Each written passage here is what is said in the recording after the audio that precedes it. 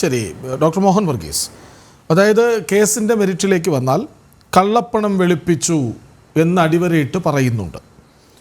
2023 നവംബറിൽ നാഷണൽ ഹെറാൾഡിൻ്റെ സ്വത്തുക്കൾ കണ്ടുകെട്ടും വരെ പ്രതികൾ കുറ്റകൃത്യത്തിൻ്റെ വരുമാനം ആസ്വദിച്ചുവെന്നോ ED പറയുന്നത്?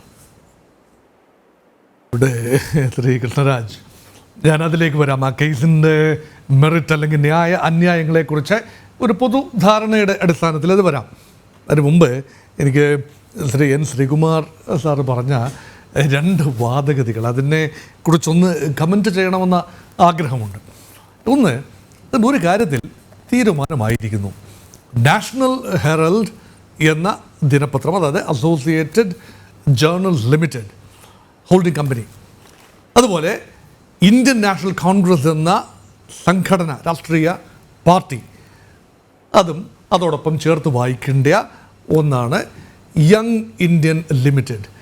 ഇത് മൂന്നും വ്യത്യസ്തമല്ല, ഒന്നത്രേ എന്നാണ് എനിക്ക് മനസ്സിലായത്. അതായത് കോൺഗ്രസ് സഹയാത്രികരുടെയും കോൺഗ്രസിൻ്റെ ഔപചാരിക പ്രതിനിധിയുടെയും ഒക്കെ വാദത്തിൽ നിന്നും എനിക്ക് മനസ്സിലാകുന്നത് അങ്ങനെയാണ്. ഞാനതിനെ പൂർണ്ണമായി നിഷ്പക്ഷമായി അതിനെ കാണാൻ ശ്രമിക്കുകയാണ്.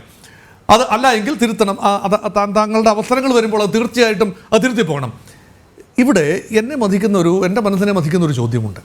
ഇവിടെ ഈ പറയുന്ന അസോസിയേറ്റഡ് ജേർണൽസ് ലിമിറ്റഡ് അല്ലെ ഹോൾഡിംഗ് കമ്പനി ഷെയറുകളിലൂടെ അല്ലെങ്കിൽ മാസ് കോൺട്രിബ്യൂഷനിലൂടെ കടന്നു വന്ന ഒരു പത്രമാണ്. ആ ഒരു കോൺട്രിബ്യൂട്ടേഴ്സ് ഒരുപക്ഷെ അതിൻ്റെ നല്ലൊരു തുക എത്രയാണ് എന്ന് ഞാൻ പലയിടത്തും തിരക്കി, പക്ഷേ കൃത്യമായ തുക എത്രയെന്ന് കണ്ടെത്താൻ എനിക്കായില്ല. ഒരു പക്ഷേ ഏതെങ്കിലും സോഴ്സ്, ആധികാരികമായ സോഴ്സിൽ കൃത്യമായി എൻ്റെ കോർപ്പസ് എത്ര, അത് തുടങ്ങിയ സമയത്തെ കോർപ്പസ് എത്ര എന്ന് കാണാനൊക്കെ. അതിൽ നെഹ്റു എന്ന വ്യക്തിയുടെ അല്ലെങ്കിൽ അദ്ദേഹത്തിൻ്റെ കുടുംബ സ്വത്തിൻ്റെ എത്ര ഭാഗമാണ്, അല്ലെങ്കിൽ നെഹ്റുവിൻ്റെ ഷെയർ എത്ര, ഒറിജിനൽ കോർപ്പസിൽ നെഹ്റുവിൻ്റെ ഷെയർ എത്ര, ഇത് കാതലായ ഒരു ചോദ്യമാണ്. ഈ ചോദ്യത്തിന് ഉത്തരം ലഭിച്ചെങ്കിൽ മാത്രമേ ഇനിയുള്ള ചർച്ചകൾക്ക് പ്രസക്തിയുള്ളൂ. കാരണം ഇവിടെ വന്നിരിക്കുന്ന ആർഗ്യുമെൻ്റ് എന്ന് പറയുന്നത് നെഹ്റുവിൻ്റെ പിൻഗാമികൾ, അത് ഇന്ദിരാഗാന്ധി, രാജീവ് ഗാന്ധി, അത് സഞ്ജീവ് ഗാന്ധി അതിനകത്ത് വരുന്നില്ല, മേനക ഗാന്ധി വരുന്നില്ല, വരുൺ ഫിറോഷ് വരുന്നില്ല, ഈ രീതിയിൽ സോണിയാഗാന്ധിയിലൂടെ അല്ലെ, രാജീവ് ഗാന്ധി, സോണിയാഗാന്ധി, രാഹുൽ ഗാന്ധി, പ്രിയങ്ക ഗാന്ധി, അവരാണ് കോൺഗ്രസ്. അതായത് വലിയ കൂട്ടം ആളുകൾ ഒരുമിച്ച് പൂൾ ചെയ്ത റിസോഴ്സ്, അതിൻ്റെ ഭാവി അപ്രോപ്രിയേഷൻ, അത് ഏത് രൂപത്തിൽ, അസോസിയേറ്റഡ് ജേർണൽസ് ലിമിറ്റഡ് എന്ന രൂപത്തിലോ, യങ് ഇന്ത്യ ലിമിറ്റഡ് എന്ന രൂപത്തിലോ, കോൺഗ്രസ് പാർട്ടി എന്ന രൂപത്തിലോ ആയാലും ഇത് മൂന്നും ഒന്നാണ്. അതിൻ്റെ 76% സ്റ്റേക്ക് എന്ന് പറയുന്നത് വിശ്വസിക്കാവുന്നവർ, അത് വീണ്ടും ഞാൻ പറയുന്നു, വിശ്വസിക്കാവുന്നവർ സോണിയാഗാന്ധി, രാഹുൽ ഗാന്ധിയുമാണ്. അതിനർത്ഥം എന്താണ്? അത് എനിക്ക് തോന്നുന്നത് ശ്രീ N. ശ്രീകുമാറിനെ കുറച്ചുകൂടെ അതേക്കുറിച്ച് ഹൈലൈറ്റ് ചെയ്യാൻ സാധിക്കുമെന്ന് തോന്നുന്നു. അതിനർത്ഥം ബാക്കിയുള്ള എത്രയോ ഫാമിലീസ്, കോൺഗ്രസ് സപ്പോർട്ടേഴ്സ്, എത്രയോ നിഷ്പക്ഷരായ ആളുകൾ, കോൺഗ്രസുമായി ഒരു ബന്ധവുമില്ലാത്ത സ്വാതന്ത്ര്യ സമര സേനാനികൾ ചെറുതും വലുതുമായ തുകകൾ കോൺട്രിബ്യൂട്ട് ചെയ്ത് സൃഷ്ടിച്ചെടുത്ത ഭാരതത്തിൻ്റെ സ്വത്വമായ അല്ലെങ്കിൽ സ്വന്തമായ, അല്ലെങ്കിൽ ഒരു പാർട്ടിയുടെ മാത്രമല്ല, ഒരു പാർട്ടിയുടെ മുഖപത്രമാണെങ്കിലും ഒരു വ്യക്തിയുടേതായി മാറുന്നത് എങ്ങനെയാണ്? ഇവിടെ എനിക്കൊരു ആശയക്കുഴപ്പമുണ്ട്. ആ വ്യക്തിയുടെ ഭാഗമാണോ പാർട്ടി? ഇപ്പോഴത്തെ കോൺഗ്രസ് പാർട്ടിക്ക് നെഹ്റുവിയൻ ലെഗസി മാത്രമായി ചുരുങ്ങുന്നു എന്ന് വരുന്നത് ഒരുപക്ഷെ കോൺഗ്രസിനെ സ്നേഹിക്കുന്ന വലിയൊരു ഭാഗം ആളുകളുണ്ട് ഇവിടെ. അവരെ സംബന്ധിച്ചിടത്തോളം വലിയ ഒരു ആശങ്ക തന്നെയാണ്. തീർച്ചയായും ഒരു കോൺഗ്രസ് പാർട്ടിയെ സംഘടനാപരമായി ഒന്നിച്ചു നിർത്തുന്ന ഒരു ചാലക ശക്തി ഇപ്പോഴും രാഹുൽ ഗാന്ധിയും പ്രിയങ്ക ഗാന്ധിയും സോണിയാഗാന്ധിയും അടങ്ങുന്ന ഡൈനാസ്റ്റി തന്നെയാണ്. അത് എനിക്കും സമ്മതിക്കുന്നതിന് കുഴപ്പമില്ല. പക്ഷെ അതാണോ അതിൻ്റെ ഡൈനമിക്സ്?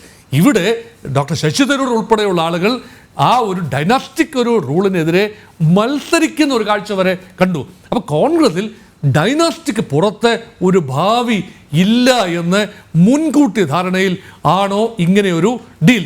ഈ ഡീലിനെ പൊതുവെ പറയുന്നൊരു ഭാഷയുണ്ട്, ഇൻസൈഡർ ട്രേഡിംഗ്. ഇനിയാണ് ശ്രീകൃഷ്ണരാജ് ചോദിച്ച ചോദ്യത്തിലേക്ക് വരുന്നത്. ഇപ്പം ഇൻസൈഡർ ട്രേഡിങ്ങിൻ്റെ ഈ മോറൽ സൈഡുണ്ട്, ലീഗൽ സൈഡുണ്ട്.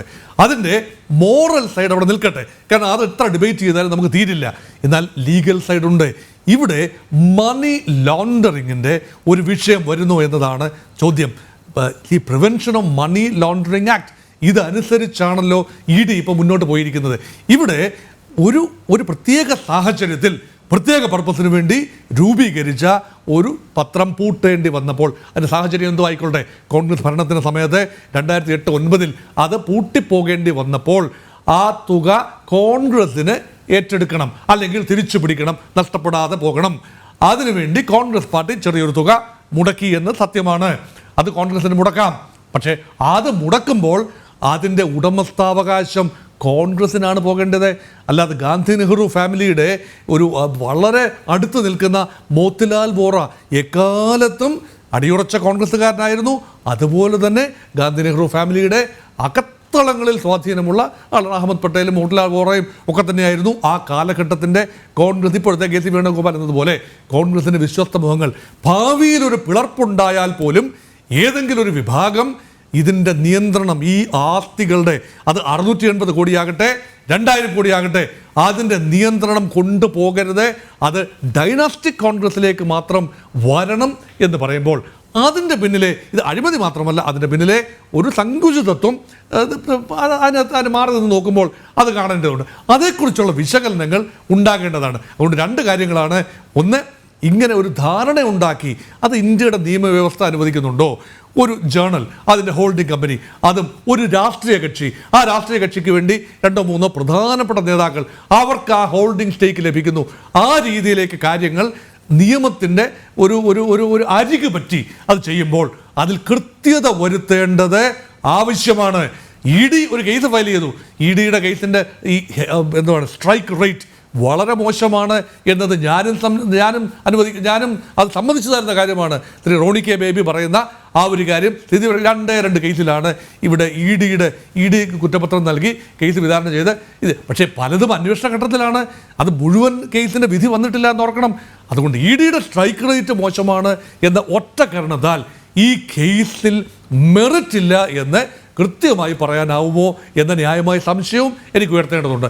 ഈ സംശയങ്ങൾ തീർച്ചയായും കോൺഗ്രസിൻ്റെ പ്രതിനിധിയുടെ ഭാഗത്തു നിന്നും കോൺഗ്രസിൻ്റെ ഒരു സഹയാത്രികരുടെ ഭാഗത്തു നിന്നും ഉണ്ടാകുമെന്നതാണ്. അതൊരു നിഷ്പക്ഷമായ ഡിബേറ്റിൽ ഈ ആശയക്കുഴപ്പം ഒന്ന് പരിഹരിക്കണം. എനിക്ക് ശ്രീകുമാർ സാറിനോട് പ്രത്യേകമായി ചോദിക്കാനുണ്ട്.